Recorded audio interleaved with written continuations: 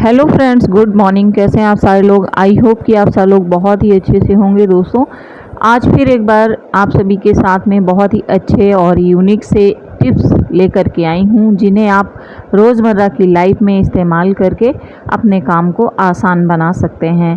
तो चलिए video start करते हैं। अगर आपने चैनल पर फर्स्ट टाइम विजिट किया है तो चैनल को सब्सक्राइब करिएगा, लाइक करिएगा और वीडियो देखने के बाद में एक कमेंट भी करिएगा। तो चलिए देखते हैं पहला टिप्स क्या है। दोस्तों, ये नींबू सुबह मेरी बेटी ने 1 गिलास में डाल करके नींबू पिया था और एक नींबू मैंने प्रसाद में कट किया था। मैं अपने हरी जी का जो प्रसाद बनाती हूँ उसमें नींबू पड़ता है, तो मेरे यहाँ पे नींबू शायद ही है कि कभी नींबू अदरक ख़त्म होता हो। मुझे ज़रूरत हमेशा रहती है प्रसाद की वजह से, लेकिन गर्मियों के समय में मैं इन नींबू को बिल्कुल भी नहीं फेंकती हूँ। निचड़े हुए नींबू में भी आपको पता है कि इसमें बहुत सारा रस मौजूद रहता है और मैं इसी तरीके से इनको पानी में डाल करके रख देती हूँ।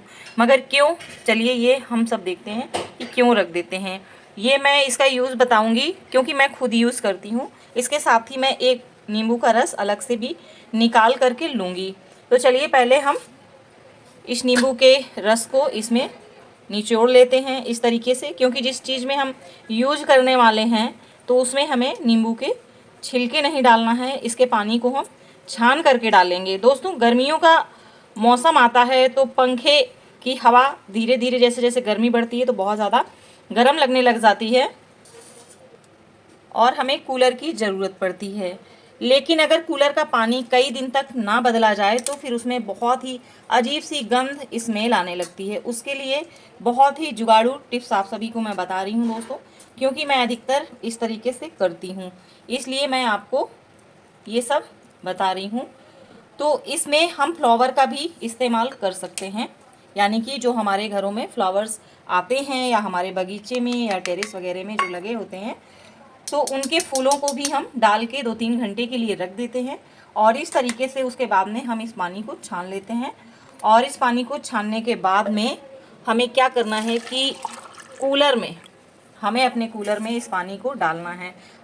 आप देखेंगे कि इतनी अच्छी खुशबू आएगी, आपका कमरा महकेगा और बहुत ही अच्छा लगेगा आपको उस जगह पे बैठने में, और बिल्कुल भी आपका जाने का मन नहीं करेगा। फूलों की खुशबू और नींबू की खुशबू बहुत ही अच्छा एहसास आपको देगी। तो चलिए इसको कूलर में डाल के आते हैं।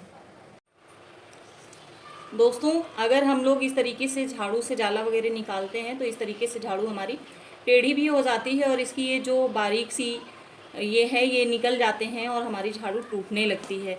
तो अगर कभी इस तरीके की इमरजेंसी पड़ जाए कि हमें जाला वगैरह साफ़ करना है, दीवार वगैरह साफ़ करना है और जाला छुटाने वाला घर पर नहीं है, तो फिर एक आसान सा तरीका अपनाएंगे इस तरीके से कि हम झाड़ू को, जो हमारे इस तरीके से बैग आते हैं जिनमें हम लोग कपड़े वगैरह लाते हैं, मार्केट से हमें मिलते हैं, तो उसको हम इस तरीके से झाड़ू को पहना करके इस तरीके से यहाँ से बांध देंगे या कोई हम रबड़ इस तरीके से इस पर लगा देंगे। इस तरीके से हम इसमें रबड़ पहना देंगे टाइट करके। अब इससे हम बहुत ही आसानी के साथ में जाला साफ़ कर पाएंगे और हमारी झाड़ू भी बिल्कुल टेढ़ी नहीं होगी और इसकी सीख जो बारीक वाली है वो भी ख़राब नहीं होगी। तो सबसे पहले मैं बेड के नीचे से इस तरीके से कूड़ा निकाल रही हूँ, क्योंकि ये कॉर्नर पे जब फंस जाती है झाड़ू तो इसकी सीखें निकल जाती हैं। तो जब 2-4 दिन में बेड के नीचे से अच्छे तरीके से हमें कूड़ा निकालना होता है तो एक जाला टाइप का, ये देखिए आप, इसमें हो जाता है। तो उसको जब ऐसे निकालते हैं हम झाड़ू से तो हमारी झाड़ू की सींग फंसती है। लेकिन जब आप 3-4 दिनों में झाड़ू के नीचे से बहुत अच्छे से डस्टिंग करेंगे तो इस तरीके से आपकी झाड़ू भी नहीं ख़राब होगी और कूड़ा निकल आएगा। साथ ही ये जैसे हमें जाला वगैरह साफ़ करना है कॉर्नर का, छत का, तो उसको भी हम बहुत ही अच्छे तरीके से आसानी के साथ में इसको निकाल पाएंगे। दोस्तों, आपको ये टिप्स कैसे लगे हैं कमेंट करके ज़रूर बताइएगा। चलिए अगला टिप्स देख लेते दोस्तों, हैं। हमारे घरों में लगभग डेली ही इस तरीके से दूध के पैकेट आते हैं, छाछ के पैकेट और दही के पैकेट आते हैं और हम उनको फेंक देते हैं। लेकिन ये हमारे इतने काम के हैं कि जब हमें ज़रूरत पड़ती है तो ये हमारे बहुत ही ज़्यादा काम आते हैं। और किस तरीके से काम आते हैं, इसके बहुत सारे उपयोग हैं, लेकिन जो आज मैं आपको बताने वाली हूँ वो उपयोग थोड़ा सा हटके है। दोस्तों, जैसे घर पे कोई नहीं है, हम महिलाएं ही अकेले हैं और बाहर नहीं जा पा रहे हैं, और कभी कभार ऐसा होता है, जैसे इस समय मेरे ही सिंक की जो है जाली टूटी हुई है और टूट गई है, तो उसको मैंने अलग कर दिया है, उसको मैंने फेंक दिया है। तो अब हम इसका इस्तेमाल करेंगे ताकि हमारे सिंक की जो पाइप है वो ब्लॉक ना हो। उसके लिए हम इसका कैसे प्रयोग करेंगे, तो आइए देखते हैं। तो इस समय मेरा काम ऐसे ही चल रहा है, क्योंकि घर पे इस समय मैं हूँ, बच्चियाँ हैं, तो इसलिए मेरा काम इसी तरीके से चल रहा है। तो मैंने सोचा आप सभी के साथ में भी इसे शेयर कर दूँ। तो ये पूरे दिन में आपको पता है कि सिंक में 3 से 4 बार बर्तन धुल जाते हैं। हालांकि काम वाली काम करने आती है, लेकिन हमें तो अपनी सेफ्टी, अपनी ज़रूरत खुद ही देखना पड़ेगा। तो इस तरीके से बहुत सारे हॉल करके, इस तरीके से छेद करके मैं रख लेती हूँ इस तरीके से। और अभी ऐसे ही काम चल रहा है, तो मैंने सोचा कि ये जुगाड़ आप सभी के साथ भी मैं शेयर कर दूँ। तो चलिए देखते हैं कि इसको हम किस तरीके से यूज करेंगे अपने सिंक में।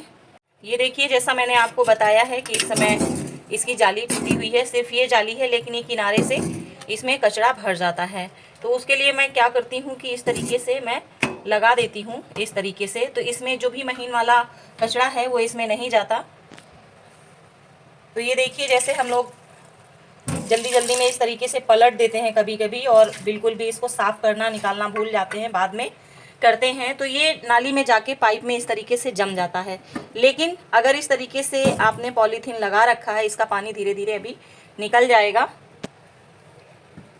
तो ये ऐसे इसका पानी निकलने के बाद में हम इसको ऐसे निकाल के और इसको फेंक देते हैं। ये देखिए आप, इसमें इस तरीके से कचरा इकट्ठा हो गया है और कुछ इसमें है, तो इसको भी ऐसे पलट लेंगे। इससे क्या होगा कि हमारी नाली बिल्कुल ब्लॉक नहीं होगी। इमरजेंसी में हम लोग इस तरीके से काम चला सकते हैं। तो अगर ऐसे आप भी कोई जुगाड़ करते हैं तो बताइएगा। तो दोस्तों, आप सभी को ये यूनिक से टिप्स एंड ट्रिक्स कैसे लगे हैं कमेंट करके ज़रूर बताइएगा।